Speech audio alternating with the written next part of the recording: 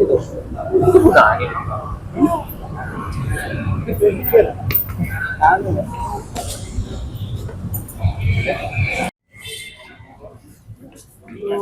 Bu, mungkin bu, kira-kira ini mau apa dulu bu?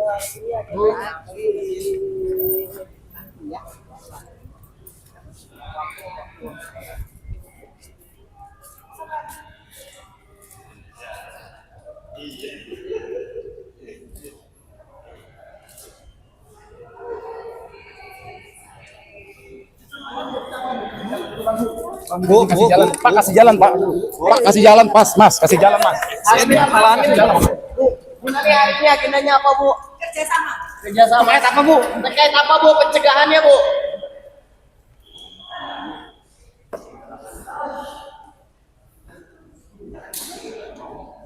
Balik ke Bang. Oknum TNI aktif diduga terlibat korupsi MBG. Kejagung menyebut oknum TNI berpangkat kolonel tersebut ada di balik pembelian 21.000 motor listrik.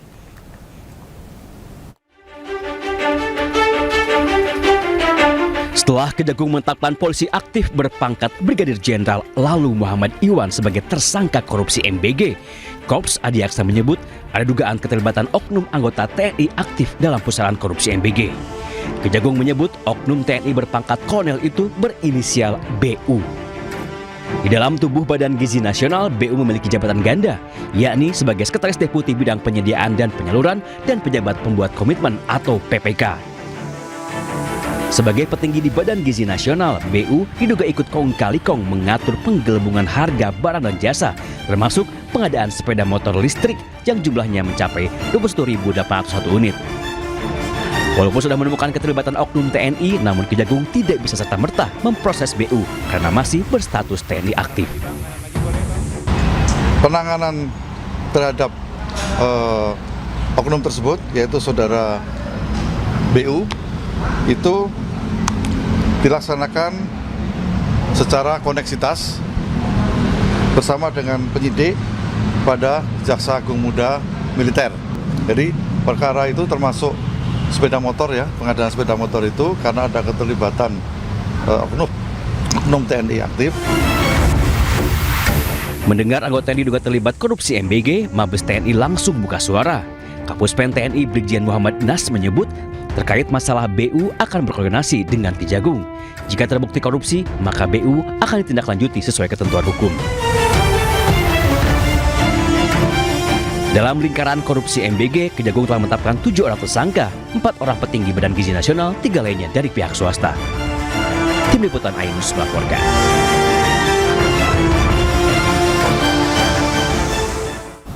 Sebelumnya 7 orang telah ditetapkan sebagai tersangka korupsi MBG. Yang terakhir adalah polisi aktif berpangkat Brigadir Jenderal. Koordinator Maki Boyamin Saiman menyebut tersangka korupsi MBG bisa terus bertambah.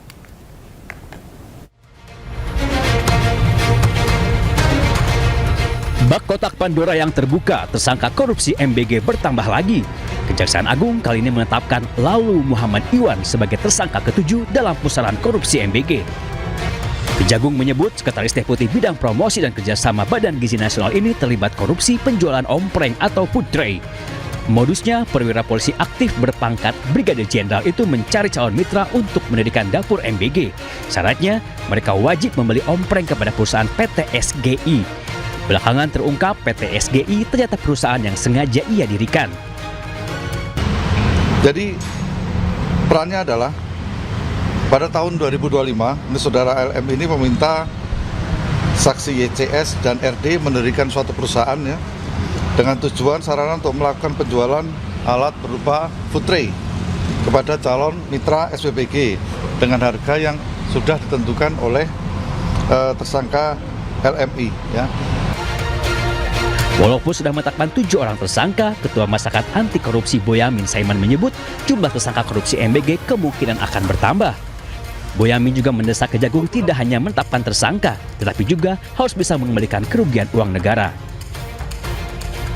Jadi ini masih banyak yang harus jadi tersangka, karena banyak yang dimanipulasi, banyak yang dikorupsi, mulai dari titik dapur, pengadaan motor listrik, ompleng, mungkin CCTV, mungkin diduga juga terkait dengan pengadaan pakaian, pengadaan tablet segala macam. Itu sudah seharusnya Kejaksaan Agung menyasar semua yang terlibat dalam korupsi MBG dan BGN. Karena apapun ya, untuk pertama tujuan utamanya adalah pengembalian kerugian negara. Karena kalau tidak disasar nanti pengembalian kerugian negara akan minim. Penetapan lalu Muhammad Iwan menambah jumlah petinggi Badan Gizi Nasional yang menjadi tersangka pencuri uang MBG. Sebelumnya, Kejagung sudah lebih dulu menangkap Ketua BGN Dedan Hindayana dan 2 wakilnya, Sony Sonjaya dan Lodewijk Kusum. Menyusul 3 tersangka lainnya dari pihak swasta, yakni Asep Yusuf Somantri, Glory Harima Sihombing, dan Andri Mulyono. Tim Liputan iNews melaporkan. Direktorat Jenderal Pemasyarakatan menegaskan gembok yang dipakai di lapas dan rutan punya spesifikasi khusus dengan standar keamanan tinggi. Hal tersebut disampaikan oleh Ditjenpas menanggapi Panca Lapas Komisi 13 DPR, Pasca Lapas Komisi 13 DPR yang menilai harga gembok Rp1 juta per unit tidak wajar.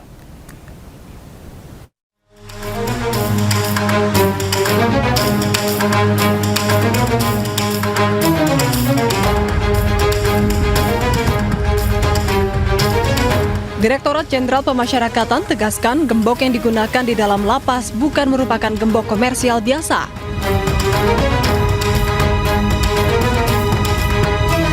Gembok yang digunakan merupakan perangkat pengaman dengan spesifikasi khusus yang dirancang untuk penuhi standar keamanan tinggi di lingkungan lapas rutan.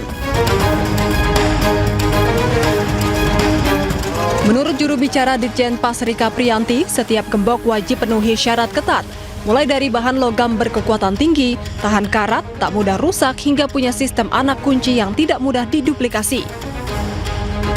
Ia juga jelaskan seluruh proses pengadaan tahun anggaran 2024-2025 dilaksanakan melalui mekanisme e-purchasing pada katalog elektronik Lembaga Kebijakan Pengadaan Barang atau Jasa Pemerintah, sesuai Peraturan Presiden Nomor 16 Tahun 2018 sebagaimana diubah dengan Perpres Nomor 12 Tahun 2021 serta Peraturan LKPP yang berlaku.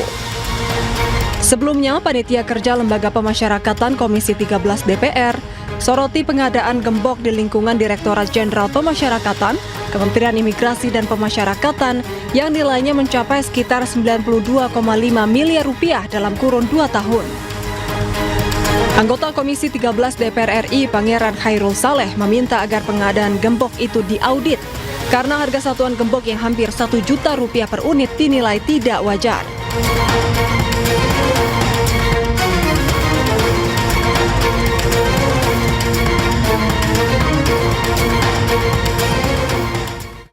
DPR RI menampung aspirasi Majelis Ulama Indonesia untuk membentuk rancangan undang-undang pidana tentang lesbian, gay, biseksual, dan transgender atau LGBT.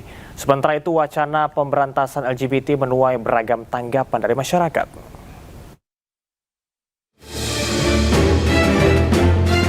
Majelis Ulama Indonesia tengah menggodok naskah akademik dan rancangan undang-undang pidana tentang lesbian, gay, biseksual, dan transgender atau LGBT. Wakil Ketua Umum MUI Kholil Nafis menegaskan langkah hukum ini diambil karena imbauan moral dinilai sudah tidak mempan membendung fenomena penyimpangan seksual di Indonesia. MUI menyatakan perang terhadap pelaku maupun kampanye LGBT.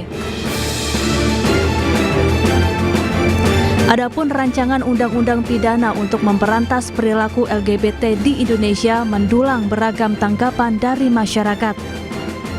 Tanggapan saya sih bagus sih buat kampanye seperti itu karena kita harus gimana ya, harus menormalisasikan jati diri laki-laki gitu kan, jangan jadi kayak boti gitu. Tapi dengan kampanye yang dilakukan juga caranya? Kalau cara kayak gitu 50-50 lah, setuju nggak setuju ya.